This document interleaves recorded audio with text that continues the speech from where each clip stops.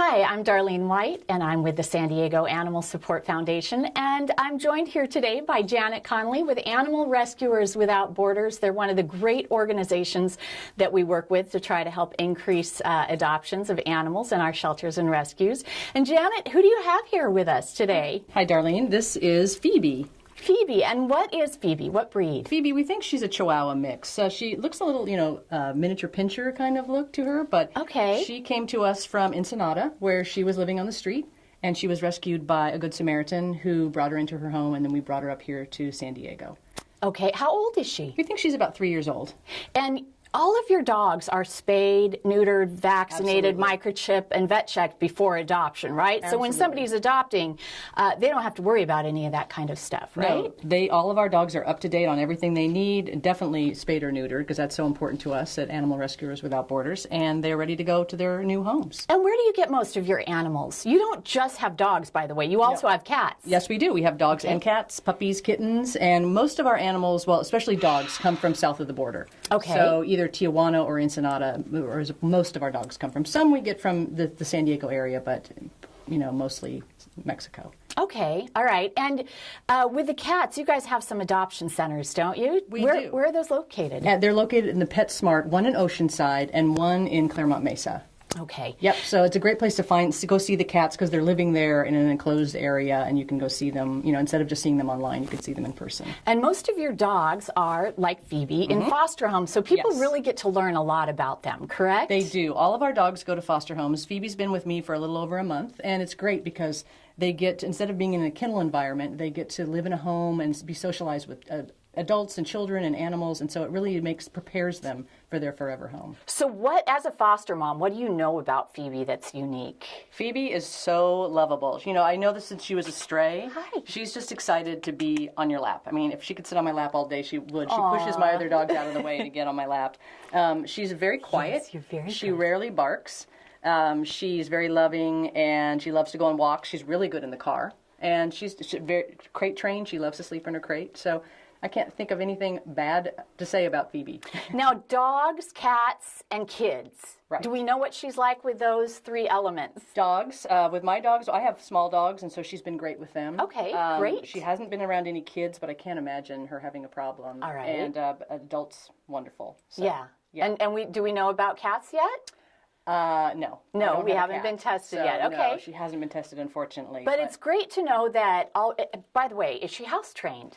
You know what? I'd say she's 99.5% house trained. Okay. She definitely has accidents every once in a while, which never surprises me with a foster dog that's been on the streets. Right. But she's doing really, really well. So that's amazing. So whoever adopts her is getting a dog that will be, by that time, either house trained or almost house trained. Yeah. And you already know that she's going to fit into a family with other dogs, which is wonderful. Right. And that she's a good lap dog and that she loves to just hang out with people. That's right. I mean, she would be happy, I think, in an apartment where she got to go out on walks, or with a backyard where she could lay in the sun. Either way, I think she would adapt to any type of home. Wonderful. So if somebody wanted to adopt Phoebe, what do they need to do? You can go to our website. It's arwob.org, and you can click on her little profile, and then you can fill out an application, and you send it in right from the website, and then someone will get back to you within probably a couple days. Okay. And ARWOB is Animal Rescuers Without Border, ARWOB for short. Yeah. They are all volunteers, right? Correct. So if you do have to wait a couple days for a reply after filling out that application, just bear with them because remember, they've all got real jobs. They're not paying anybody to do this job. They are volunteers, so it does take a couple days maybe to get back. And then what happens is a volunteer will get in touch with them, do a little interview. They do a home check. They come out and they check your house. They let you know of anything that you need to be aware of. Like when I had them come do a home check, I didn't even know that I had the holes under my fences that I have where a dog could escape when I became a foster parent.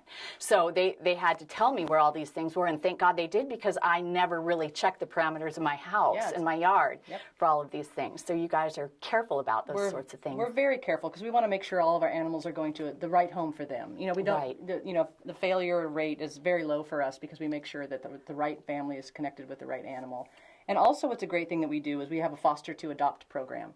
So if you're not ready to adopt right away, or you're not sure, you could take, someone could foster to adopt Phoebe, take her home for a little while and see how it works out, just to make sure it's it's a perfect for both the animal and the family. And that is something unique to your organization. Not a lot of organizations That's will right. do a foster to adopt. So if you're just not sure, you want to see and make sure that she's going to be the perfect fit for your family, you can foster her. And if everything works out, then you can complete the paperwork and Right. finalize the process. And it's an absolutely perfect, no fear way of adopting a new pet and adding one to your family, isn't it? Yes, it is.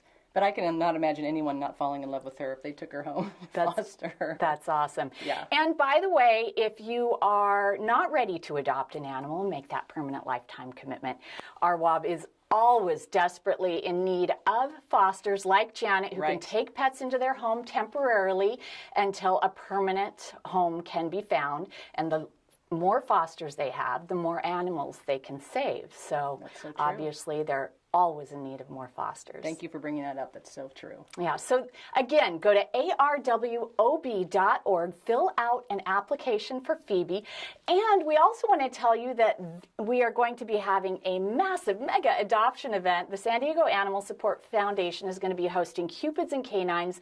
It's coming up on Saturday, February 10th. It's from 11 to 3 at Grossmont Center in La Mesa. We have 26 rescues and shelters, just like RWAB, coming out there with about 300 to 350 pets. And even if a dog is not the pet for you, we're going to have cats, kittens, turtles, tortoises, and birds for adoption. So maybe your perfect match has wings, not fur.